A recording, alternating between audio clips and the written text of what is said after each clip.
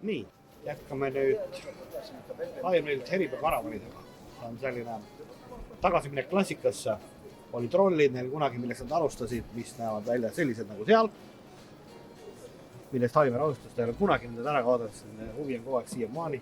Ja see nüüd on sellest vilt üle keeratud, sõna otseses mõttes. Suur, 820 on ta markeering. Ta on pea 9 meetrit pikk, 2-tonnine. Tal on elektrijalad varustatud, mover, mis liigutab teise paika, on varustatud. Markiisid, asjad, kõik on nagu standardis olemas. Vaatame nüüd teda seespoolt ka. Nagu juba aru saadaks saanud, on kvaliteettootjad, asjad, korralikud laiad uksed. Siin on sääsevõrgud, kõik nii nagu peab. Vot see on lounge, kus istud, viskad jalad sirgelt siia, vaatad suurt 32-tollist televiisorit, tunned elust mõnu. Sõna otsa mõttes kus iganes. Korralik köök.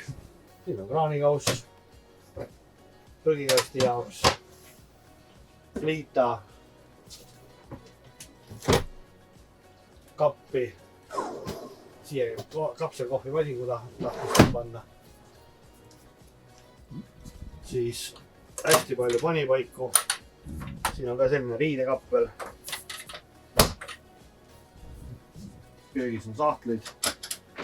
Jälle panipaika. Suur külmkapp, suur riidekapp. Pesuruum. Meile uks avaneb korralikult üle koridori. Mõistlik suur duširuum. WC. Ja jälle igasuguseid panipaikusid hästi palju. Kütab teda aldevedelik keskküte ja tagavoodi. No öelge nüüd parkige kuskile mere äärde nautige vaadet. Sellist miljoni vaadet annab tänapäeval ehitusluba, ei saa kunagi sellisele. Aga selle lükkad paika on olemas. Samamoodi panipaigad.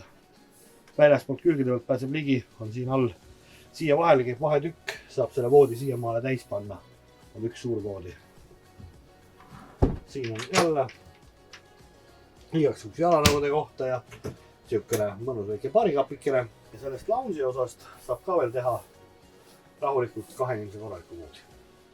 Tänud tähelepanu eest ja jälgige matkasuvilat.ee, kus alati rohkem infot.